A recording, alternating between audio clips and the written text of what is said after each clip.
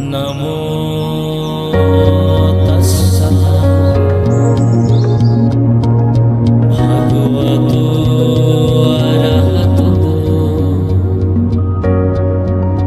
सम्मा सम्बुद्धस्सा।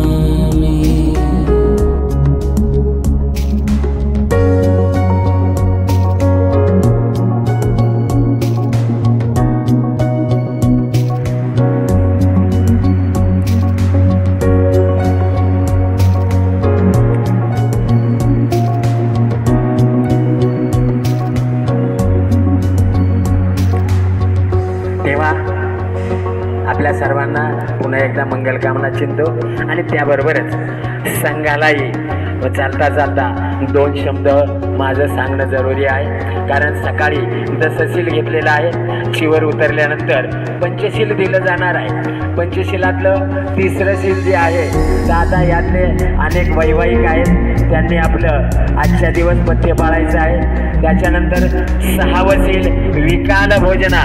गेले 10 दिवस आम्ही सायंकाळी फलाहार करत गेलेलो आहोत आणि आता जर आमच्या माता भगिनीने खास स्पेशल बनवलेला असेल आणि तुम्ही जर जाऊन तुटून पडलात तर दुसऱ्या दिवसापासून तुमचा रस्ता चालू होणार आहे। त्यावेळेला भारतीय बौद्ध महासभेला बंदी दिला किंवा ज्यांनी सांगितलं त्याला दोषी ठरवू नका, कारण चूक तुम्ही केलेली आहे तर ती काळजी घ्या आणि हळूहळू आहार वाढवा। कारण सायंकाळी आम्ही फलाहार घेतलेला आहे। त्याच्यानंतर त्याच्या पुढचं सील आहे नच गीत वादित। गेल्या गेल्या आता 10 दिवस आम्हाला इडियट बॉक्स पाहायला भेटला नाही। एखादी बंदूक किंवा रायफल हातात पडल्यासारखं रिमोट हातात घ्याल आणि त्या TV समोर बसाल तर ते सुद्धा करू नका किंवा मोबाईल सुद्धा आजच्या दिवस हातात घेऊ नका। आणि त्याच्यानंतर जे मालागंध आहे तर तेही गोष्टी टाळायच्या आहेत। त्याच्यानंतर उच्चाई सैना महाय सैना।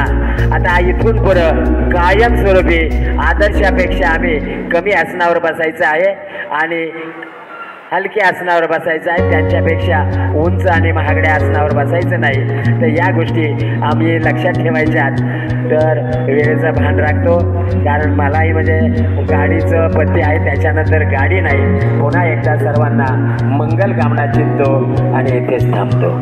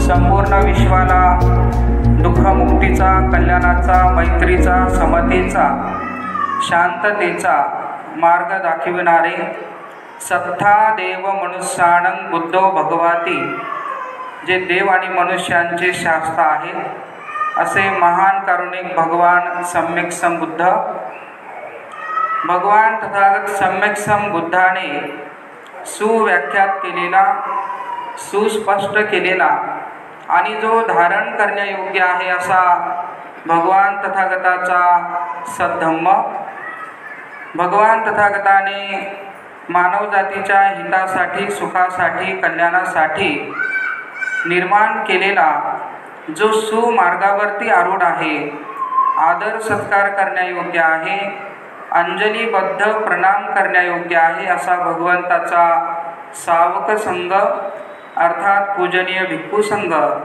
अशा विश्वातील 3 महान रत्न बुद्ध धम्म संघ, या 3 रत्नांना त्रिवार अभिवादन.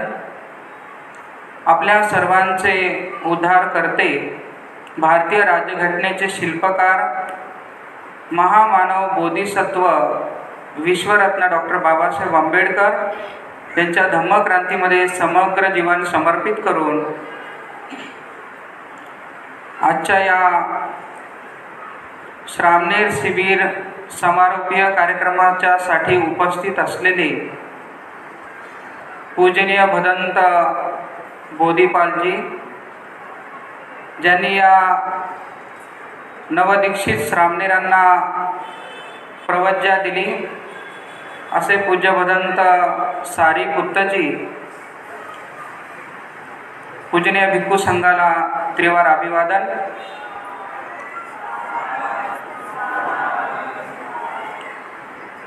दहा दिवसापासून मालेगाव शहरामध्ये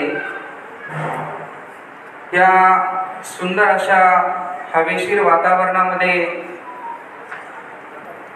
धम्म संस्कार शिबिर संपन्न होत आहे आणि आज त्याचा समारोप आहे. ज्यांनी या शिबिराचं आयोजन केलं असे भारतीय बौद्ध महासभा, डॉक्टर बाबासाहेब आंबेडकर मध्यवर्ती जयंती उत्सव समिती 2024, त्याचप्रमाणे प्रबोधन समिती मालेगाव, त्या संपूर्ण आयोजिका, संयोजिका सर्वांच्या प्रती अनंत 24 शिबिराचा कृतीशील कार्यक्रम आहे. लहान 5 वर्षाच्या मुलापासून तर म्हाताऱ्या माणसापर्यंत उपासक शिबिर, उपासिका शिबिर, बाल संस्कार शिबिर,